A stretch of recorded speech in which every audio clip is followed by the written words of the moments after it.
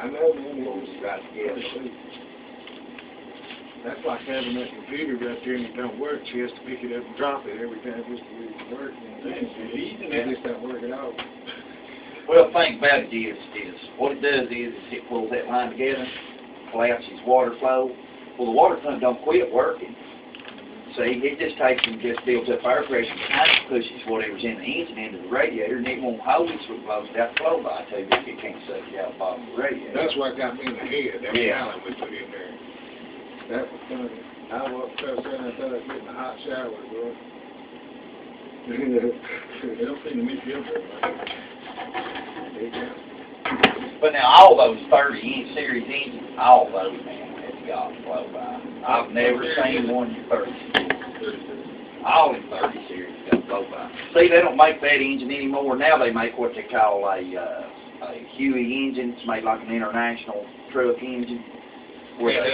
Yeah, that's all those engines, all those 30 and 31 series are all truck engines now. Hey. Yeah, I'm getting ready to leave right now. I gotta go to work. The injection pump's down in it. Well, no, that won't cause the overheating problem. It sure don't help it none, but it's not causing it. But now Market's gonna burn a hole in them pistons if you're gonna get it out there.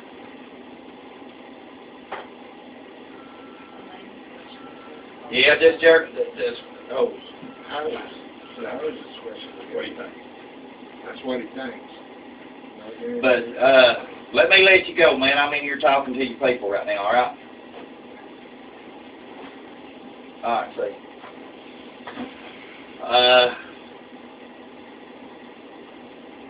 It's a pretty complicated little procedure. You got to turn the engine. You know the cover that's on the bell housing? Right. All right. One of the bolts that comes out of that cover is your timing pin, all right?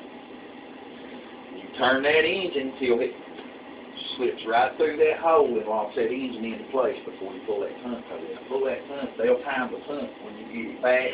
If you don't time the engine before you put it back on, then you're out of time. Right. That's why we never did it last time. We did check this one out before. If we would do it, I said, I ain't touching it. I knew all that said on the time system.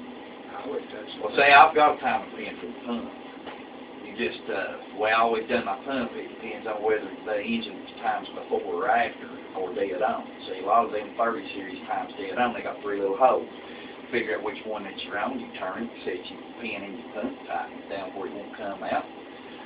Got your timing set on your engine, you already set on your engine, you slide the pump in, bolt it down, put it on your line, get off fire and run.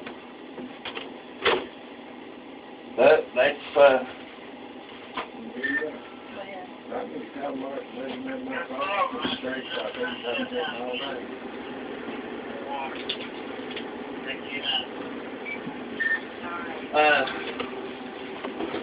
them little engine excavators like that, I always did. Yeah, they always do. I mean, I had one of them right there about a week ago. I don't think it's bad. No. Well, now, I mean, you're just now getting in before you go do a lot of work on it. I'm going to tell you what, 2 weeks ago, I had one of them up there in Lebanon.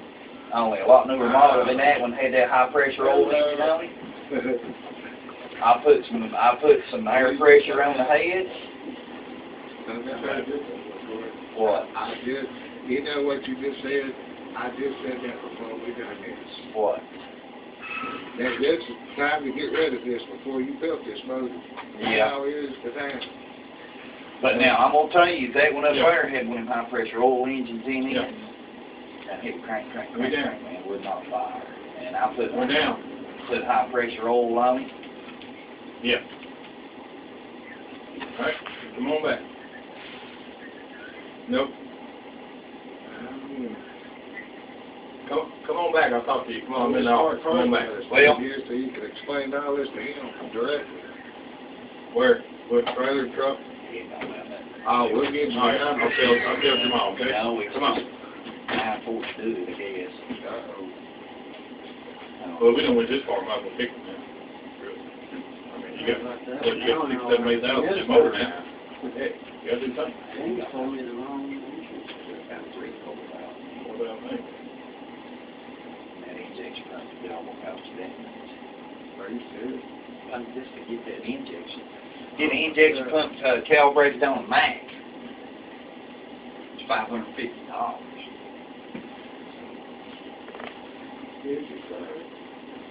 That's the reason why the cat went away from that. But now the new system that they went to, put some air pressure on the high pressure oil rail on that one up there, and I had a leak.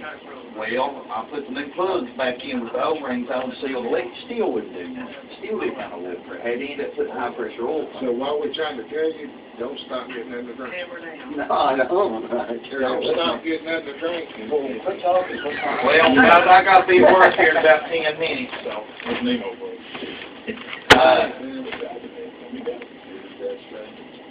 All right, appreciate it, man. You're welcome. Boys, I'm sorry. I mean, these things happen like that. I mean, usually that's the way that it goes. It'll go one little thing right after the other with them, you know. You know, I done brought that up too. And the next thing probably go out on it probably the pump. The pump. Exactly. We don't need it. No. Hey. Well, Leave. ain't no sense me sitting here bullcrap now. It's gonna be the phone. Yeah, I see the one I pulled out there, the Pistons I pulled out there, they looked all right till you got to looking at the top of the cylinder walls. It had a groove bore in it, God. On the engine. The ice cut me, it took me out. Oh my To get the God. Pistons out. I'm just wasting my breath. I said this before we even went into the motor. Well, y'all become a mechanic. Get paid the big dollars. Instead of a stupid operator, don't get paid nothing. I actually see the signs before y'all did. Here's your sign. That's the first sign that there's something wrong with that injection pump was that big silent white smoke rolling out of it. Blowing out the top of it. They said, I got air in my No, the first time that the smoke, she had to go up and get me a mask, man. I couldn't breathe. That was my first thing, man. And there wasn't no sheetrock either. It was actually a diesel. If you stay anywhere near it, y'all can't breathe. Oh, man. They should have told me, I got air in my fuel. I've got a problem right here. That's what it's That's done. exactly what I told So we you. don't read Greek. We don't read Greek, so we wouldn't know. I kept telling your buddy that, and he kept running around out here and said, oh my God, he don't do anything. What happened? And then he finally, I said, see you get him over here. Oh my God. The injection pump was down right at that moment. When he started sucking big gobs of air up through it, the injection pump was down then. They say he looked important. He was up there turning ranches.